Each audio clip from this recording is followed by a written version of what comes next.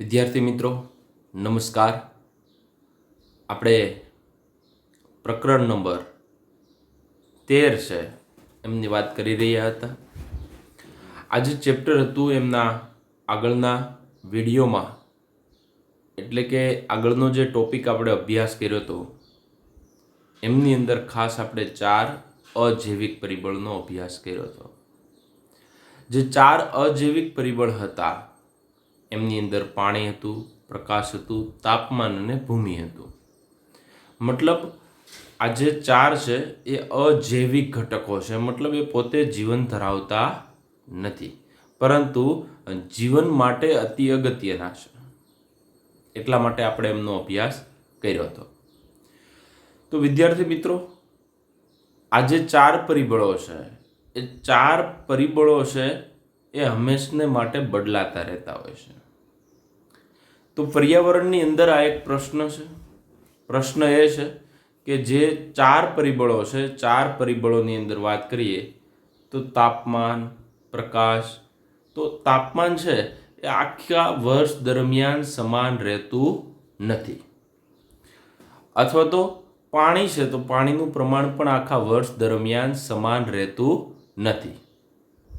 મતલબ જે કાંઈ કુદરતી નિવાસ સ્થાનો છે, આ જે કાંઈ કુદરતી નિવાસ સ્થાનો છે એ કુદરતી નિવાસ સ્થાનોમાં આ જે અજૈવિક પરિસ્થિતિઓ, એટલે કે આ 4 પરિબળ છે, તાપમાન, પાણી, પ્રકાશ, ભૂમિ, એ બદલાતા રહેતા હોય છે. મતલબ પરિવર્તન પામે છે, થોડા ઘણા ફેરફાર જોવા મળે છે. તો નૈસર્ગિક નિવાસ સ્થાનોમાં અજૈવિક પરિસ્થિતિઓ ક્યારેક ને ક્યારેક સશક્ત રૂપે ભારે, મતલબ ડ્રાસ્ટિકલી ઝડપથી મોટો ફેરફાર દર્શાવી શકતા હોય છે. તો તમને ખબર છે, આપણે જ્યાં રહેતા હોય ત્યાં પણ તાપમાનના ઘણા બધા ફેરફાર જોવા મળતા હોય છે. પાણીની ઉપલબ્ધિ માટેના પણ ફેરફાર જોવા મળતા હોય છે. તો ભૂમિના બંધારણમાં પણ થોડો ઘણો ફેરફાર આવતો રહેતો હોય છે. તો પરિવર્તન છે એ પરિવર્તન થાય, મતલબ આ 4 બાબત છે. તો કે આ 4 જે પરિબળોની અંદર ફેરફાર થયો, તો સજીવ ત્યાં ટકવા માટે શું દર્શાવે છે, જેને આપણે અજૈવિક ઘટકો સામેની પ્રતિક્રિયા તરીકે ઓળખીએ છીએ. તો ટોપિકનું હેડિંગ શું કહેવા માંગે છે એમની વાત કરી કે અજૈવિક કારકો સામેની પ્રતિક્રિયા. મતલબ આ 4 બદલે છે, 4 બદલે છે એટલા માટે આપણે ક્યાંક ફેરફાર લાવીએ છીએ, કારણ કે ફેરફાર તો જ લાવવો પડે આપણે ત્યાં ટકી રહેવું હોય. કેમ કે એ પરિવર્તન લાવશે તો પરિવર્તન આવશે તો જ આપણે ત્યાં રહી શકશું, અને એ રહેવા માટે આપણે ખાસ પ્રકારના શરીરની અંદર જે ફેરફાર કર્યા છે એ ફેરફારનો અભ્યાસ કરવાનો છે. કોઈ પણ સજીવ છે એ અંદરની બાજુથી પર્યાવરણ વિકસિત કરતા હોય છે. પણ કેવું, તો કે પર્યાવરણ, તાપમાન છે, પાણી છે, અજૈવિક ઘટકોની અંદર ફેરફાર થાય, પરંતુ પોતાના શરીરની અંદરનું જે આંતરિક પર્યાવરણ છે એ સ્થાયી રહે. તો સજીવ એ આશા રાખી શકે કે તેના અસ્તિત્વના લાખો વર્ષ, મતલબ જે ઉદ વિકાસની ક્રિયા છે, જે લાખો વર્ષ અહીંયા વાત કરી છે એ લાખો વર્ષનો મતલબ થયો છે ઉદ વિકાસ. ઉદ વિકાસ દરમિયાન એવી કંઈક ક્રિયાઓ પેદા કરી છે કે જેમના કારણે એ આંતરિક સ્થાયી પર્યાવરણ જાળવી શકે. તો પહેલો પોઈન્ટની વાત એ કરી કે અજૈવિક પરિસ્થિતિઓ બદલાયા કરે છે, પરિવર્તન પામે છે, અને અજૈવિક પરિસ્થિતિઓ પરિવર્તન પામે છે એટલે સજીવ છે એમના શરીરની અંદર કોઈક ને કોઈક બદલાવ આવે છે. તો આવા લાખો વર્ષ ગયા, એટલા માટે જે ઉદ વિકાસની ક્રિયા દરમિયાન શરીરની અંદર એવા ફેરફાર થયા કે જે આંતરિક પર્યાવરણને સ્થાયી રાખે છે. બીજું કે જે બધી જ જૈવ રાસાયણિક પ્રક્રિયાઓ તથા દેહધાર્મિક કાર્યોનો અધિકતમ કાર્યદાતા, મતલબ એક સમય આપણો એવો આવી ગયો હોય ઉદ વિકાસના અંતે કે આપણા શરીરની અંદર જે ક્રિયા થાય એ મેક્સિમલ એફિશિયન્સી, એટલે અધિકતમ, વધુમાં વધુ કાર્ય થાય એ આપણે જોતા હોઈએ. અને આ રીતના જે એકદમ તંદુરસ્ત હોય, સર્વાઈવલ ફોર ફિટેસ્ટ, જે વાતાવરણની અંદર વ્યવસ્થિત સર્વાઈવ કરી શકતા હોય એ જ વ્યવસ્થિત જીવી શકે. ફોર એક્ઝામ્પલ, કે કોઈ પણ કૂતરા જેવું પ્રાણી છે તો મતલબ એમના જે બચ્ચા છે જન્મ થાય છે મતલબ અંદાજિત સંખ્યા 6 થી 7 હોય છે. તો આ 7 જીવે છે? નહીં. જે વાતાવરણની સામે ટકી શકે, મતલબ ગરમી હોય, શિયાળો હોય, પાણીનું મતલબ પ્રમાણ છે, ખોરાક મેળવવાની રીત છે, રોગો સામે લડવાની ક્ષમતા છે, આ બધી જ એફિશિયન્સી મતલબ સર્વાઈવ માટે એકદમ જે ફિટ હશે, ટકી રહેવા માટે એકદમ જે તંદુરસ્ત હશે એ જ આગળ જીવશે. તો તંદુરસ્ત શા માટે હશે? તો કે એમણે ઉદ વિકાસની ક્રિયા દરમિયાન એમના શરીરની અંદર કંઈક ને કંઈક એવી સ્થાયી આંતરિક ક્રિયા પેદા કરી હશે કે જેમના કારણે એ પર્યાવરણની અંદર ટકી રહેશે. તો આ પોઈન્ટની બાબત કરે છે. તો આપણે પણ અત્યારે એવી સ્થિરતા પેદા કરી છે જે 3 બાબતની અંદર સ્થિરતા જોવા મળે છે. આમ તો જોઈએ તો 2 બાબતો ઓલરેડી તમને ભણી ગયા છો. તો આ જે સ્થિરતા છે એ સ્થિરતા આપણે 2 બાબતની અંદર મેળવી છે.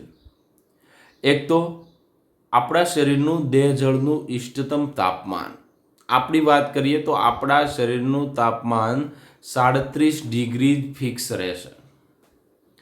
તો આ 37 ડિગ્રી શા માટે ફિક્સ રહેશે? તો કે 2 બાબત. જો ઉનાળો હોય મતલબ તાપમાન બહારનું વધારે હોય તો આપને પરસેવો વળે અને પરસેવો દ્વારા આપણે શીતળતા મેળવીએ. અને જો શિયાળો હોય, તાપમાન બહારનું ઓછું હોય ને આપણે 37 ડિગ્રી મેન્ટેન કરવું હોય તો આ કન્ડિશનમાં આપણું શરીર છે એ ધ્રુજારી મારે છે, કાપવા લાગે છે, જેના કારણે આપણું તાપમાન છે એ બેલેન્સ થાય છે. તો વિદ્યાર્થી મિત્રો, દેહ જળનું ઇષ્ટતમ તાપમાન એની આપણે સ્થિરતા, એટલે આજે એક આંતરિક સ્થિરતા, આંતરિક પર્યાવરણની સ્થિરતા કહી શકાય. અને આશ્રુતિની સાંદ્રતા મતલબ જે આપણા શરીરની જે પીએચ છે એ પીએચ અંદાજિત 7.3ની આજુબાજુ અથવા 7.4ની આજુબાજુ રહેશે. આપણે જે આંતરિક પર્યાવરણ એવું બેલેન્સ કર્યું, કદાચ હું એક દિવસની અંદર 10 લીંબુ ખાઈ ગયો તો 10 લીંબુ ખાઈ ગયા બાદ આ પીએચની અંદર ફેરફાર થાય? તો કે ન થાય.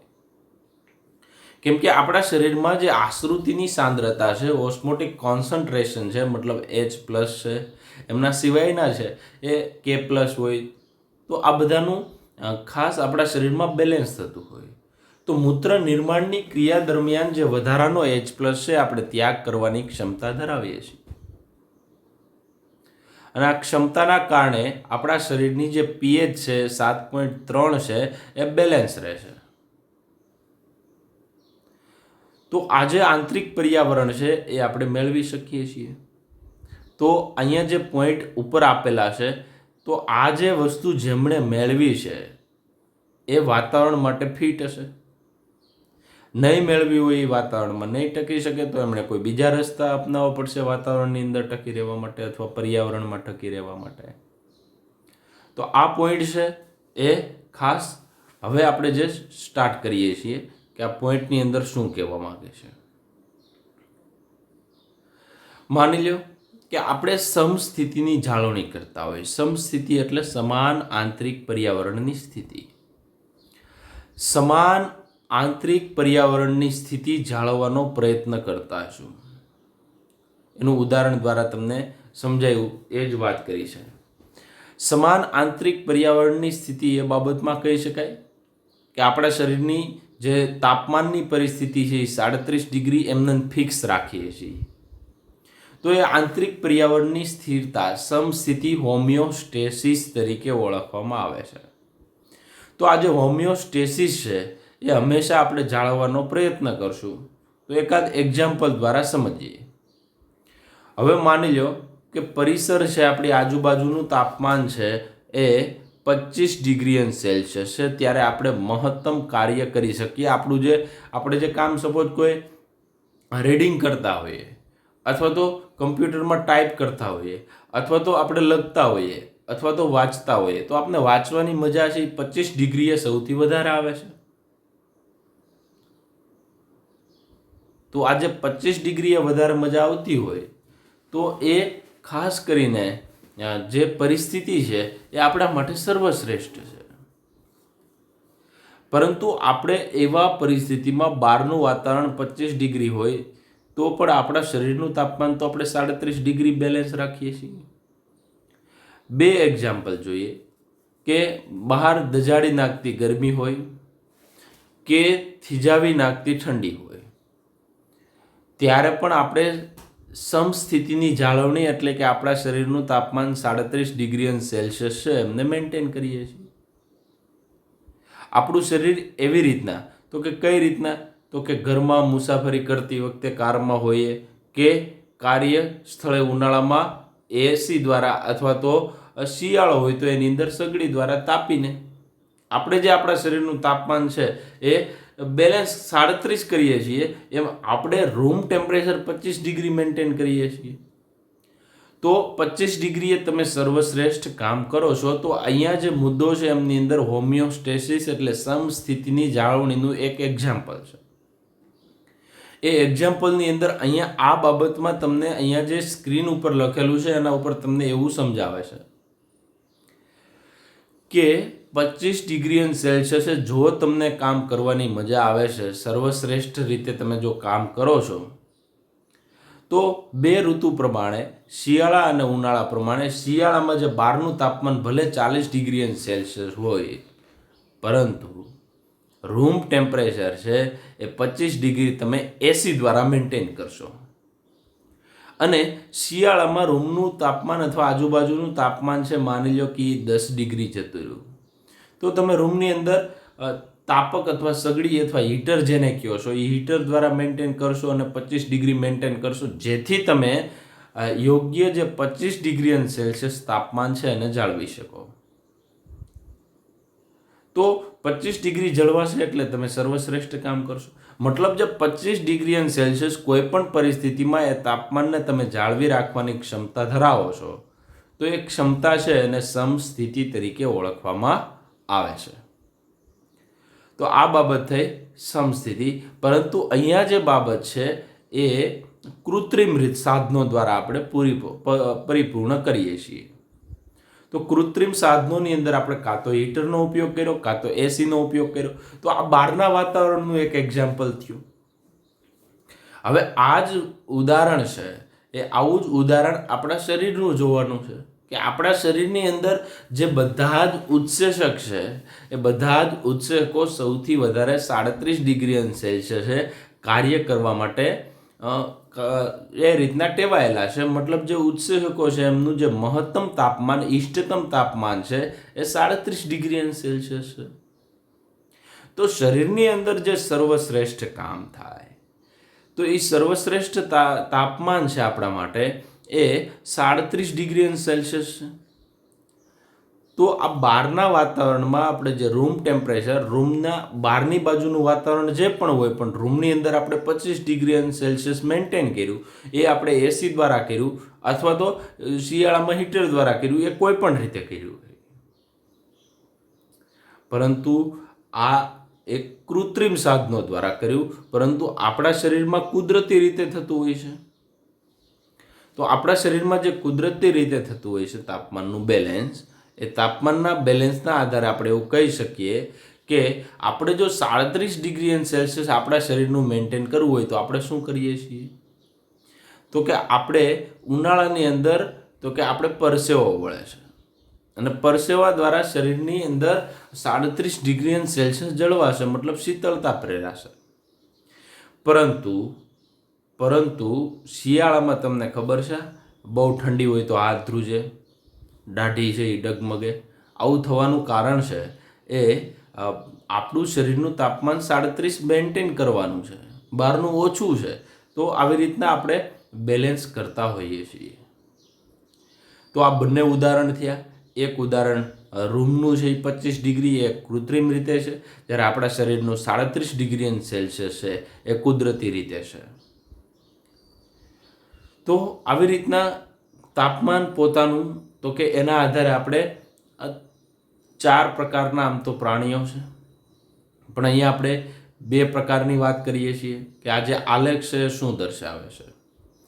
તો માની લો કે આ જે બાહ્ય સ્તર છે એ બહારનું વાતાવરણ છે, શરીરનું બહારના બે પ્રકારના પ્રાણીઓ છે એમની વાત છે.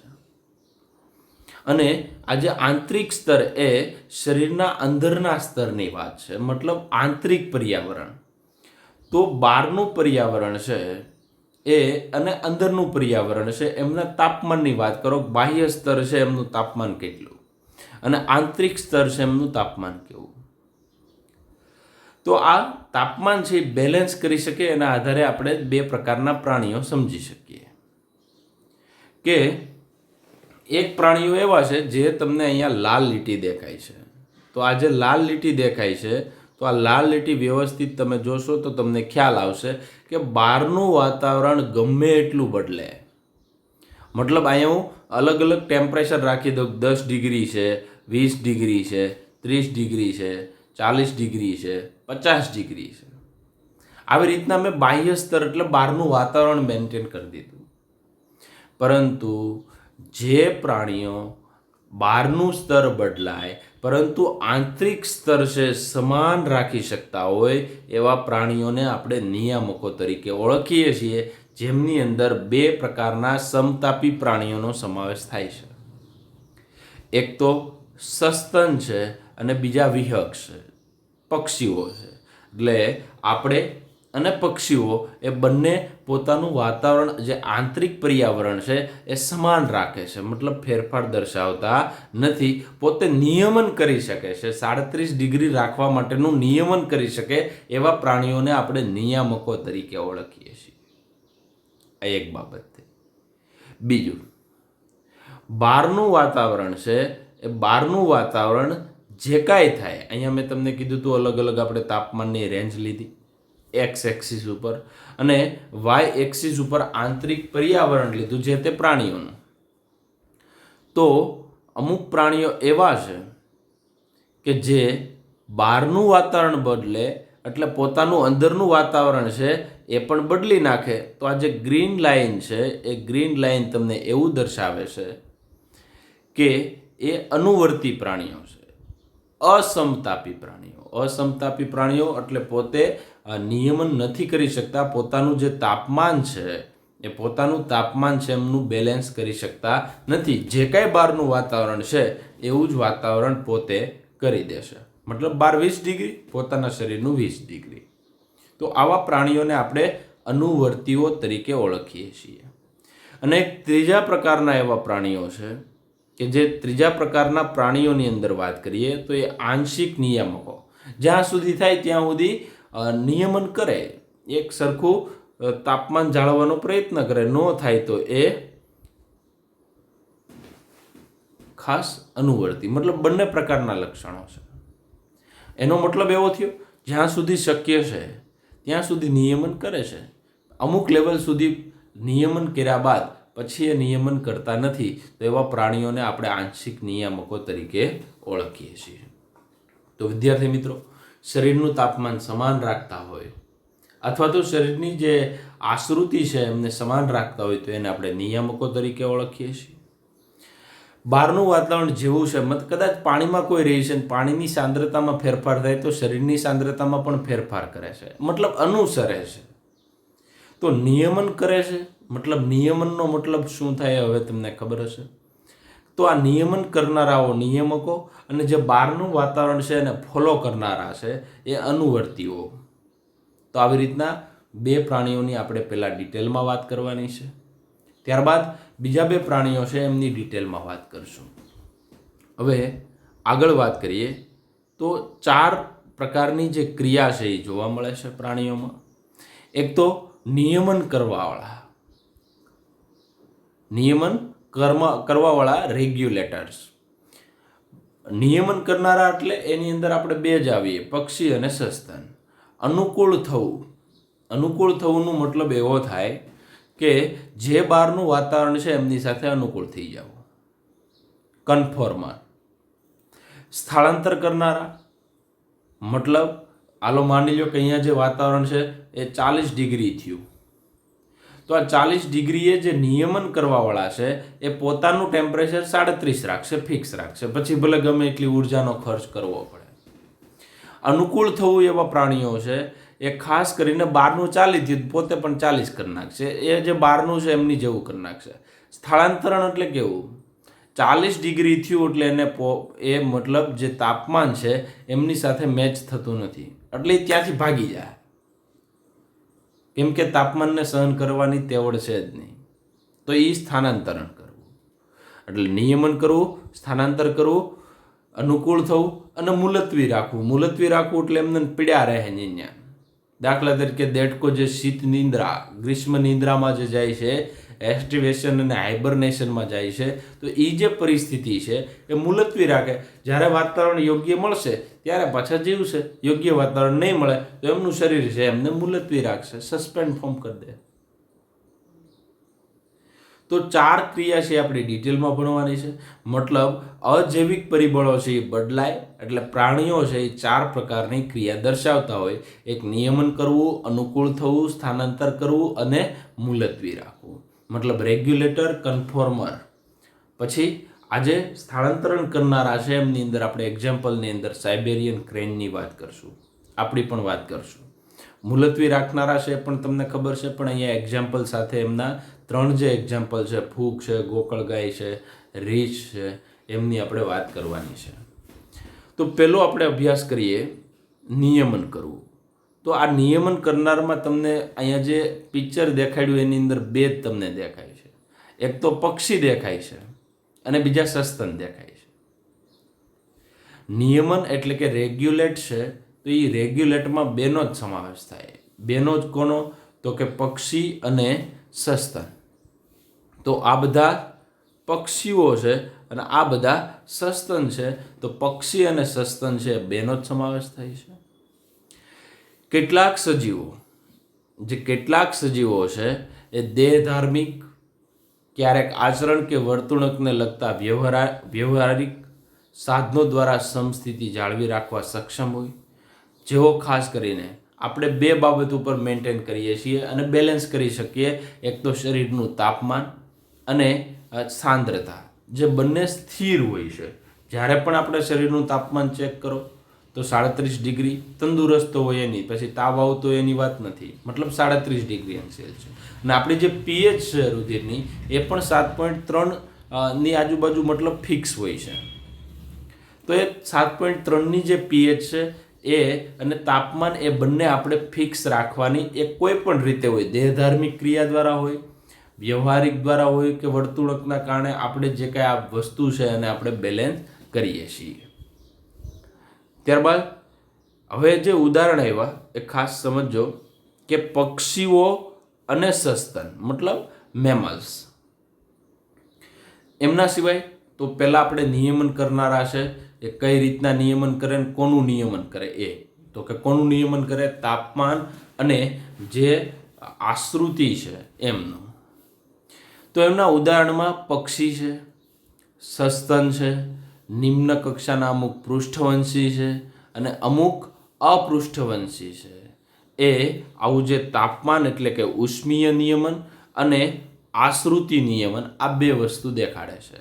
મતલબ ઉપર આપણે જે વાત કરી હતી કઈ રીતના, તો કે દેહધાર્મિક રીતે હોય, વર્તણૂકના રીતે હોય, વ્યવહારિક રીતે, કોઈ પણ રીતે એ તાપમાન અથવા તો આશ્રુતિ છે થર્મોરેગ્યુલેશન અથવા ઓસ્મોરેગ્યુલેશન કરવા કાર્યદક્ષ છે, એમની પાસે એવી તેવડ છે. તો આવું શા માટે કરે છે? આવું શા માટે કરે છે? ઉર્જા ખર્ચીને. કારણ કે તાપમાનની અંદર ફેરફાર છે એમની અંદર ટકી રહેવા માટે પોતે અનુકૂળ થયેલા પ્રાણીઓ છે. તો ઉદ વિકાસ સાથે જે જોડાયેલા વૈજ્ઞાનિકો છે એ એવું માને છે કે સસ્તન પ્રાણીઓની સફળતા તેમના શરીરનું તાપમાન જાળવી રાખવાના, કેમ કે સસ્તન આખી દુનિયામાં ફેલાયેલા છે, બધી જ જગ્યાએ ફેલાયેલા છે. શા માટે? તો કે તાપમાનને જાળવી રાખવાની ક્ષમતા ધરાવે છે.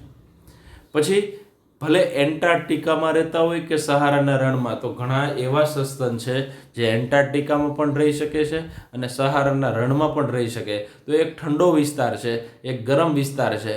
ઠંડા વિસ્તારમાં પણ રહી શકવાની કેપેસિટી છે, ગરમ વિસ્તાર છે એમાં પણ રહી શકવાની કેપેસિટી છે. તો આ કેપેસિટી શા માટે છે?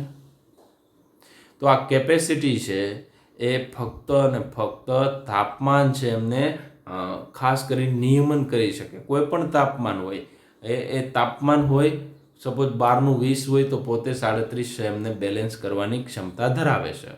તો પહેલાં નિયમન કરનારામાં ઉદાહરણ સમજાવવાના, કોનું નિયમન કરે છે એ, પછી ઉદ્વિકાસીય જીવશાસ્ત્રી શું કહે છે એ.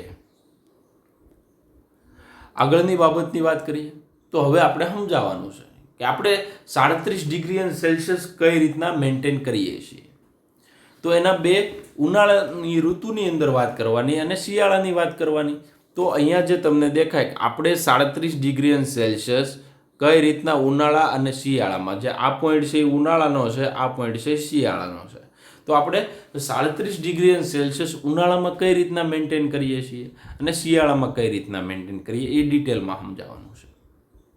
પહેલાં ઉદાહરણ આપવાના, ઉદાહરણ બાદ જીવશાસ્ત્રીની વાત કરવાની, ઉદ્વિકાસીય જીવશાસ્ત્રી, અને ત્યારબાદ આપણે જે 37°C કઈ રીતના, તો કે ઉનાળામાં જ્યારે બહારનું તાપમાન છે આપણા શરીરના તાપમાન કરતાં વધારે હોય ત્યારે અતિશય પરસેવો વળે છે અને આજે ગરમીના કારણે પરિણામ સ્વરૂપ બાષ્પીભવનથી થાય, મતલબ જે પરસેવો વળ્યો છે એમનું બાષ્પીભવન થાય અને આજે બાષ્પીભવન થશે એટલે શીતળતા પ્રેરાશે અને શીતળતા પ્રેરાશે એટલે બહારનું 40° હોય તો આપણા શરીરનું 37 મેન્ટેન રહેશે.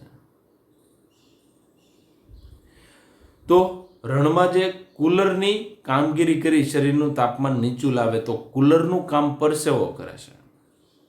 આપણા શરીરમાં જે કુલર જેવું કામ છે એ પરસેવો કરે છે અને આ પરસેવા દ્વારા જે પ્રસ્વેદ ગ્રંથિમાંથી મુક્ત થાય છે એ પરસેવો છે એ ખાસ તાપમાન જાળવણી માટે છે, પણ ઉનાળા મતલબ ગરમ ઋતુમાં. જ્યારે શિયાળામાં વાત કરીએ તો શિયાળામાં જે બહારના પરિસરનું વાતાવરણ છે મતલબ તાપમાન છે એ 37°C કરતાં ખૂબ ઓછું હોય. તો આવી પરિસ્થિતિમાં આપણું શરીર શું કરે છે? તો કે શરીર કાપવા લાગે છે, શિવર કાપવા લાગે છે, અથવા તો એકદમ હાથને આપણે આવી રીતના હલાવીએ છીએ, ઘસીએ છીએ. તો એમના કારણે ખાસ એવી કસરત પણ કરીએ છીએ કે જેમના કારણે શરીરમાં ઉર્જા પેદા થાય અને આ ઉર્જા જે પેદા થાય, ગરમી પેદા થાય, એ ગરમીના કારણે જે તાપમાન છે એ ઊંચું આવે છે. જે વાઇબ્રેશન છે એ વાઇબ્રેશનના કારણે, ધ્રુજારીના કારણે ખાસ કરીને ગરમી પેદા થશે અને આજે ગરમી પેદા થાય છે એટલે શરીરનું તાપમાન છે એ ઊંચું આવે છે. તો આ રીતના આપણે 37°C મેન્ટેન કરીએ છીએ, ઉનાળો હોય કે શિયાળો હોય. પરંતુ એક વસ્તુ યાદ રાખજો કે બીજી બાજુ વનસ્પતિઓ જે પોતાનું આંતરિક પર્યાવરણ મેન્ટેન કરતી નથી. આપણી જેમ કોઈ દિવસ કોઈ વનસ્પતિ પરસેવો ન વળે. તમે ક્યારે એવું નહીં સાંભળ્યું એક લીમડો છે અને આજ પરસેવો વળે. તો આવું પોતે છે તો વનસ્પતિ છે એ કોની અંદર સમાવેશ પામતી હશે? તો કે કન્ફોર્મર મતલબ અનુસરનારાઓ એટલે બહારનું જે વાતાવરણ છે એમની સાથે મેચ થઈ જાય છે.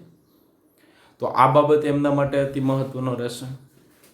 ત્યારબાદ બીજા પોઈન્ટની વાત કરીએ, અનુકૂળ થવું.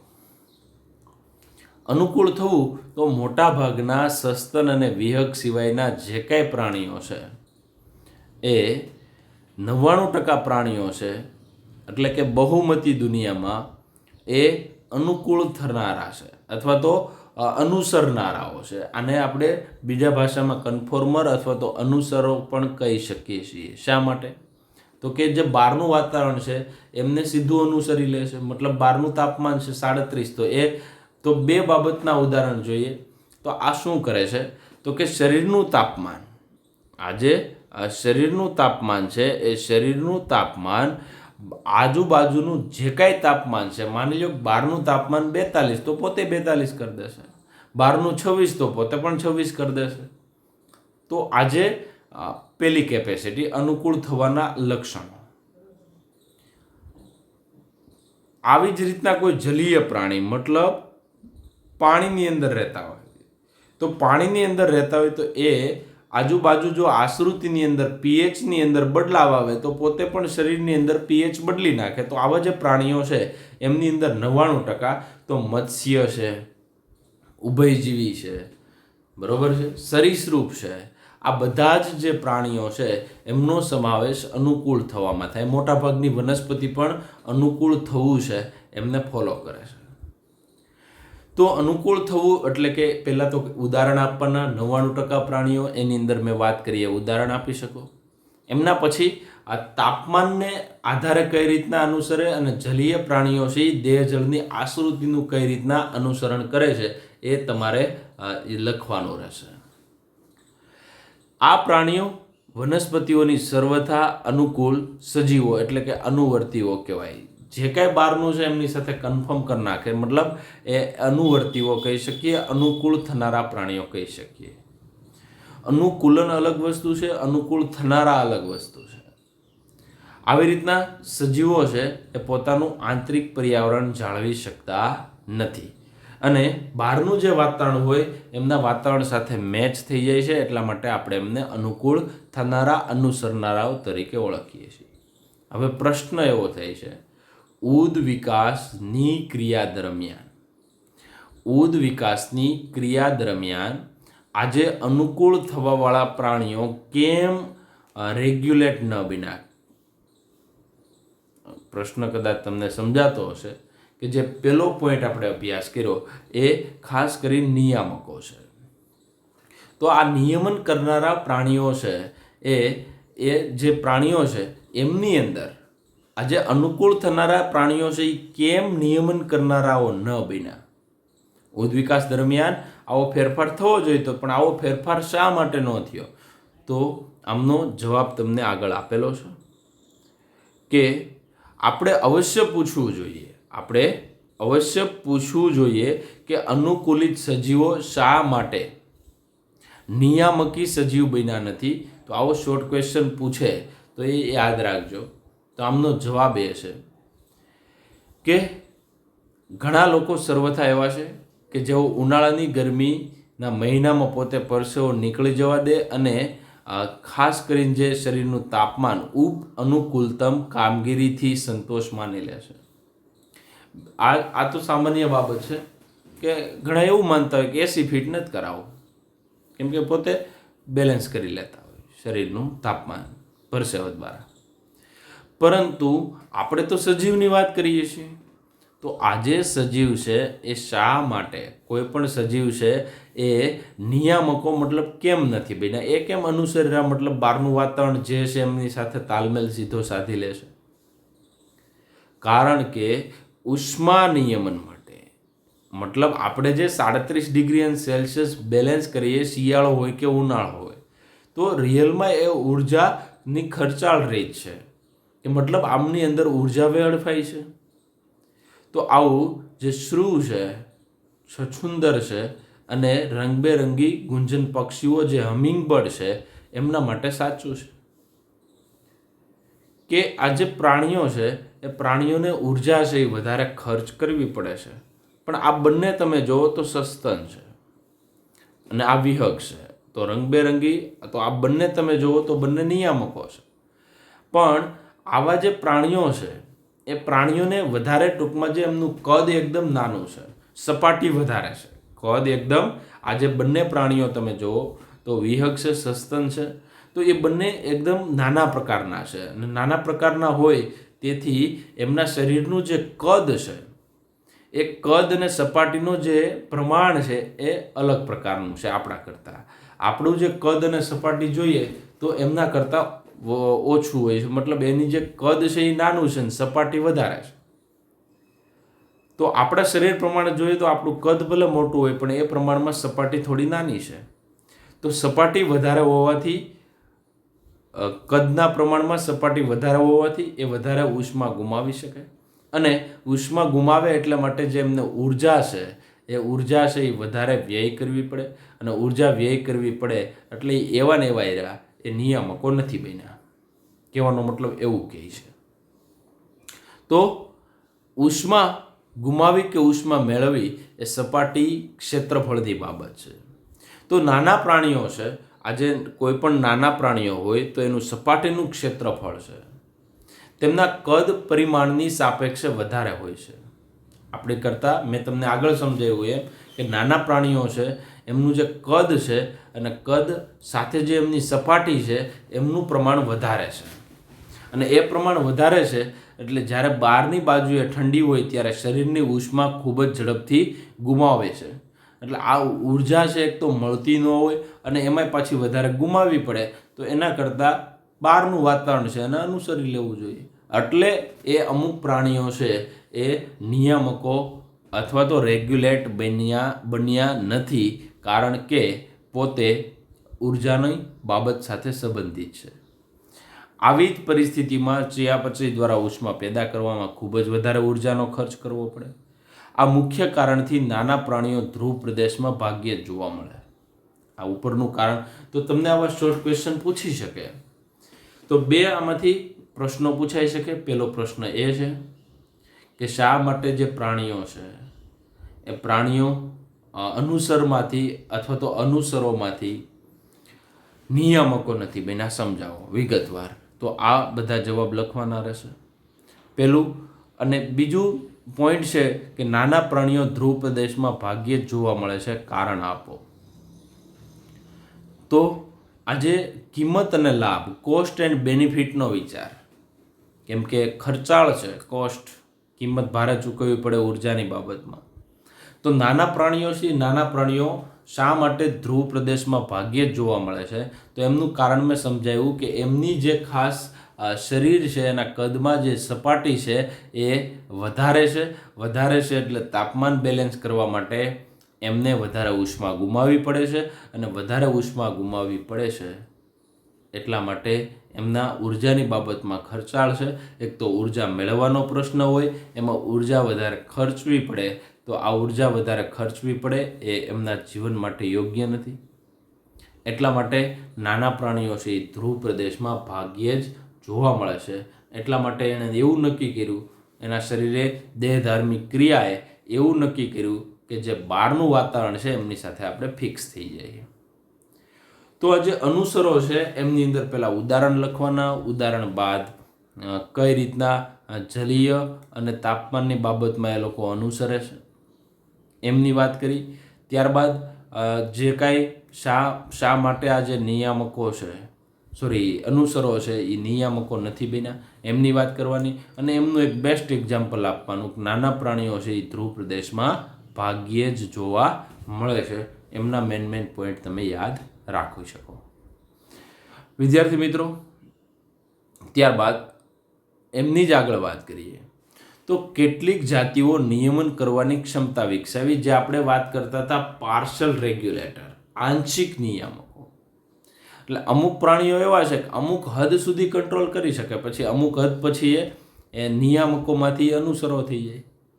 તો કેટલીક જાતિઓ નિયમન કરવાની ક્ષમતા વિકસાવી લીધી છે, પરંતુ માત્ર પર્યાવરણ પરિસ્થિતિઓની સીમિત મર્યાદામાં જ, મતલબ અમુક રેન્જ સુધી જ, સીમિત મર્યાદા સુધી જ પોતે શું કરી શકે છે? તો કે તાપમાન છે એમનું નિયમન કરી શકે.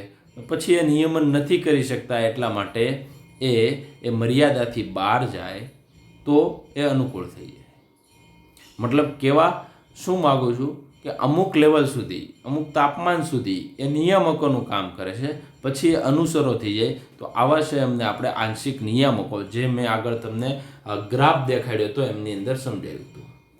જો બાહ્ય પરિસ્થિતિ તણાવપૂર્ણ હોય ત્યારે સજીવો પાસે જીવિતતા માટે અન્ય બે વિકલ્પો હોય, અને અન્ય બે વિકલ્પોની અંદર આપણે જે વાત કરવાની છે એ વાત છે સ્થાનાંતર કરવું અને મુલતવી રાખવું.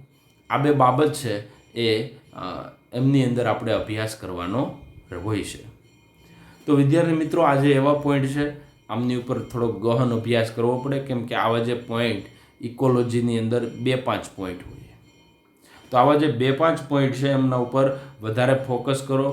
2 વાર કદાચ વિડીયો જોવો પડે તો 2 વાર જુઓ, કેમ કે આજે વધારેમાં વધારે સમજણ એકવાર મગજમાં ઘૂસી જાય પછી આ લાંબો સમય સુધી યાદ રહેતું હોય છે. અને ઇકોલોજીનો નીટની અંદર જે ગુણભાર છે એ ગુણભાર પણ વધારે છે.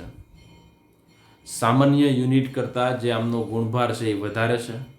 તો આ રીતના તમારે સમજવું પડશે ઇકોલોજી. પરિસ્થિતિ વિજ્ઞાન છે, પરિસ્થિતિ વિજ્ઞાનને તમારે આવી રીતના અભ્યાસ કરવો પડશે, વારંવાર અભ્યાસ કરવો પડશે, ત્યારે તમને યાદ રહેશે. એટલે આ જે પોઈન્ટની શરૂઆત આપણે કરી છે એ થોડું વધારે તમે મહેનત કરો અને વધારે રીડિંગ કરવાનું, કેમ કે આની અંદર તમારે થોડો સમય ફાળવવો પડશે અને નીટની બાબતમાં પણ આ પોઈન્ટ અતિ મહત્ત્વનો ગણી શકાય. તો અહીંયા આપણે આ જે નિયામકો અને અનુસરો છે એમની જ વાત કરી. નેક્સ્ટ લેક્ચર છે એમની અંદર આપણે વાત કરીશું મુલતવી રાખનારાઓ અને સ્થાનાંતર કરનારાઓ. Thank you.